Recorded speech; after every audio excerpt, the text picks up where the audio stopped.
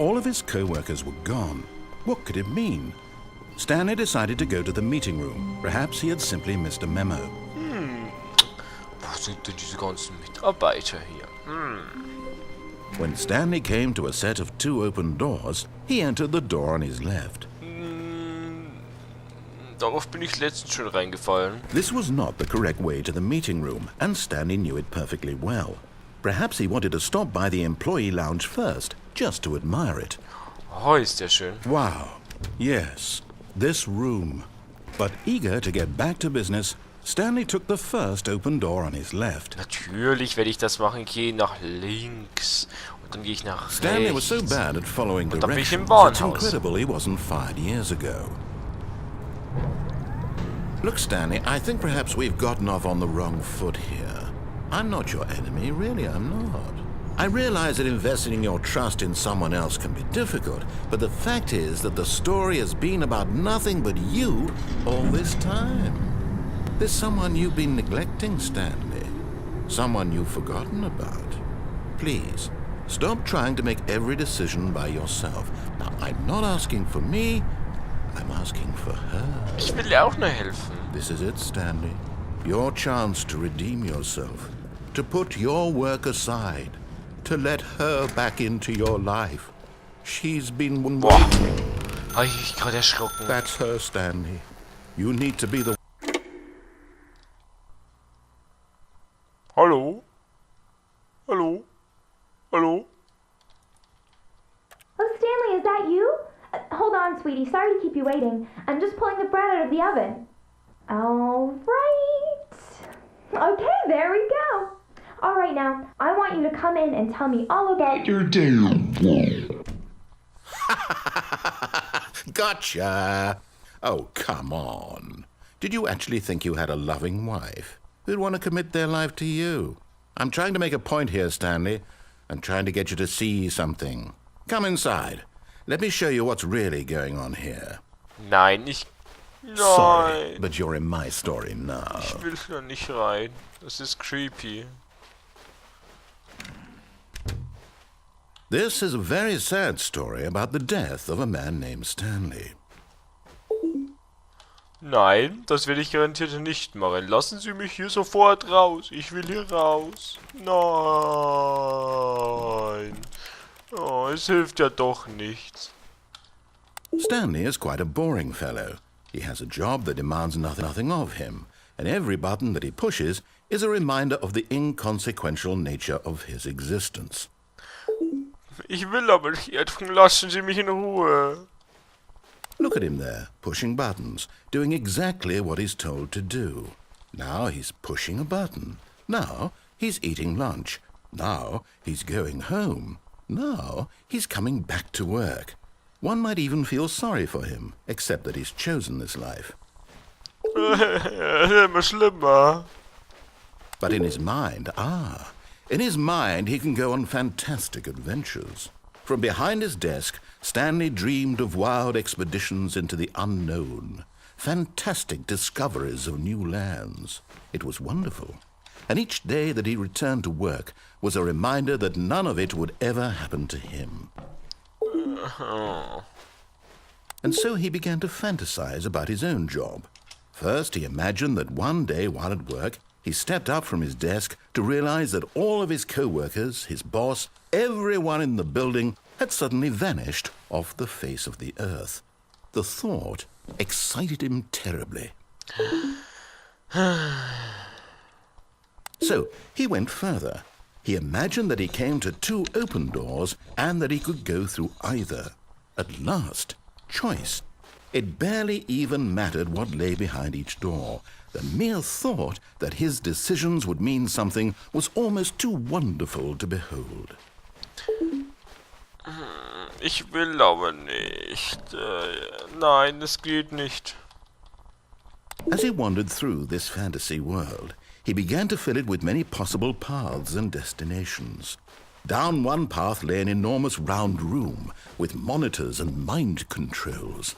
And down another was a yellow line that weaved in many directions. And down another was a game with a baby. And he called it the Stanley Parable. Nein. It was such a wonderful fantasy, and so in his head he relived it again, and then again, and again, over and over, wishing beyond hope that it would never end, that he might always feel this free.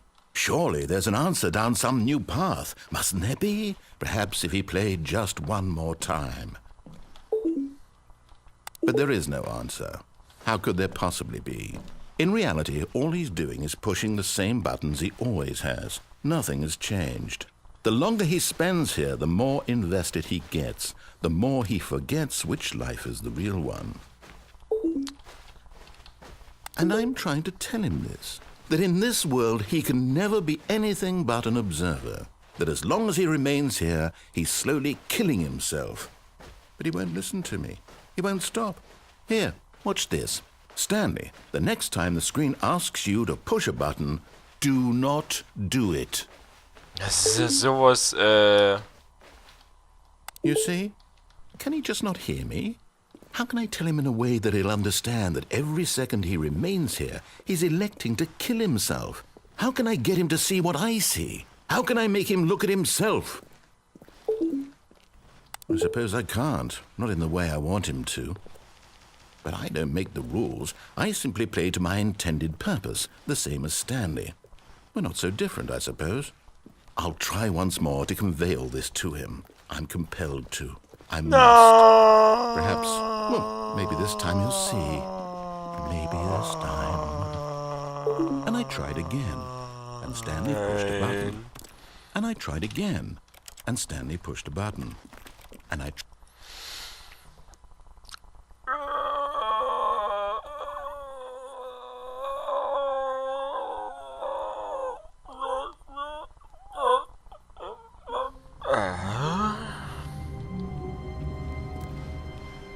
Even now, Stanley's office was a distant memory. What did it look like? There was a computer, perhaps, and a painting. Was it a painting or a photo?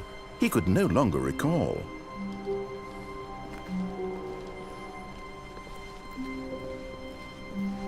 When Stanley came to a set of 2 open doors, he entered the door on his left. genau das, was wir machen sollen. Das machen wir ja nicht. Yet there was not a single person here either. Feeling a wave of disbelief, Stanley decided to go up to his boss's office, hoping he might find an answer there. Hier bleiben wir. Oh no, no, not again. I won't be part of this. I'm not going to encourage you. I'm not going to say anything at all. I'm just going to be patient and wait for you to finish whatever it is you enjoy doing so much in this room. Please take your time. Okay, wir schauen uns jetzt erstmal diesen Besenkammer hier an, die so schön ist, dass sie nicht mal hier eine Absperrung hat. Was haben wir denn hier? Wir haben eine Zange und oben ist eine was ist das? Eine Schraubenbox oder so? Ist irgendwas drin? Was haben wir? Tapes. Richtig schöne Farbe hier. Auch hier noch alles druckenbar natürlich. Was haben wir hier? Ah, hier haben wir dasselbe. So einen Behälter, wo was drin liegt. Sehr schön. Hier wieder 2 Tapes. Auch wunderschön mit diesen mit Streifen. Hier sieht alles aus wie Metall. Was haben wir hier? Schrauben, Dreher und eine Rohrzange. Nicht Schraubenzieher, wie heißt die Dinger? Schraubenschlüssel, genau. Tacker. Sieht aus wie so ein Tacker, oder? Was haben wir hier? Das kann ich nicht erkennen. Also Beißzange. Dann diese Behälter, ich weiß nicht, wie man die nennt, wo man Schrauben reinmacht. Ein riesen Schraubenschlüssel. Eine atomare Waffe oder so. Noch ein Tape. Ein Besen.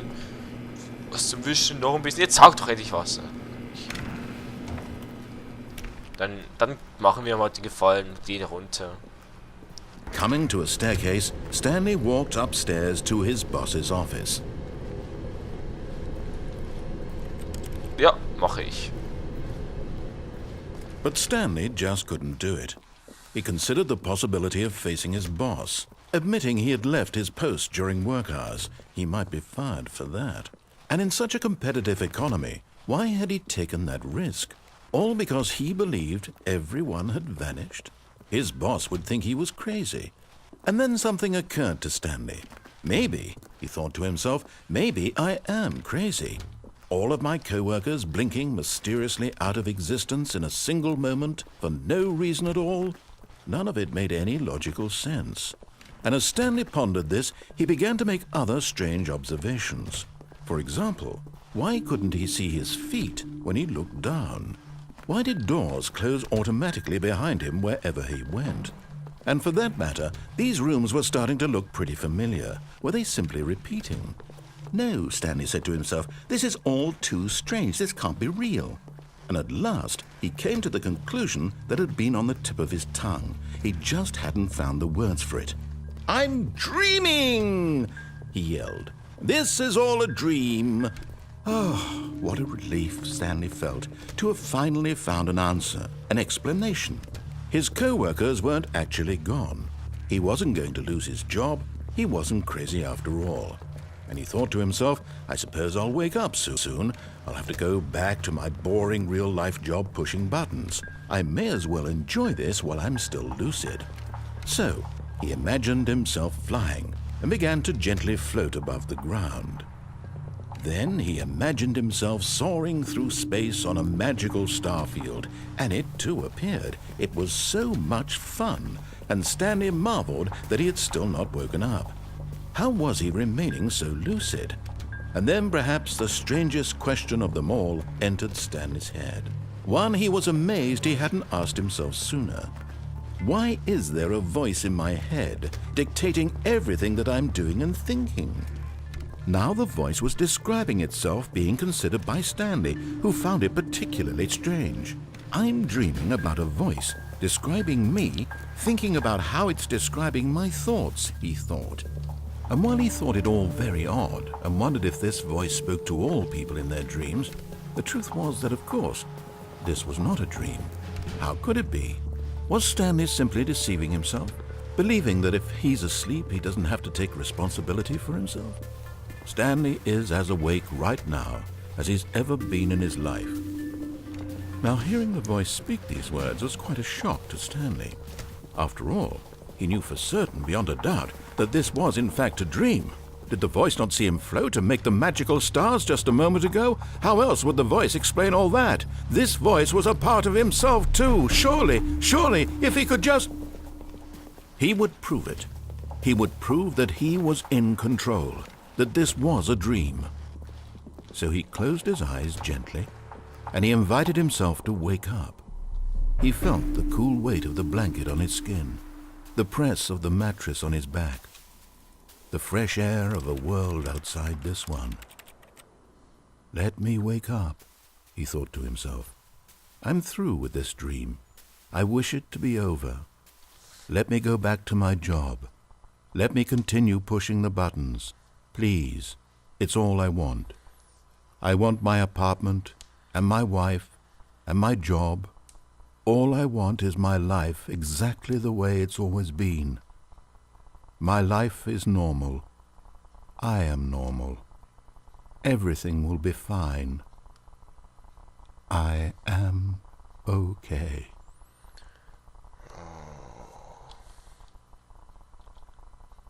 No. Stanley began screaming. Please, someone, wake me up. My name is Stanley. I have a boss. I have an office. I am real. Please, just someone tell me I am real. I must be real. I must be. Can anyone hear my voice? Who am I? Who am I? And everything went black.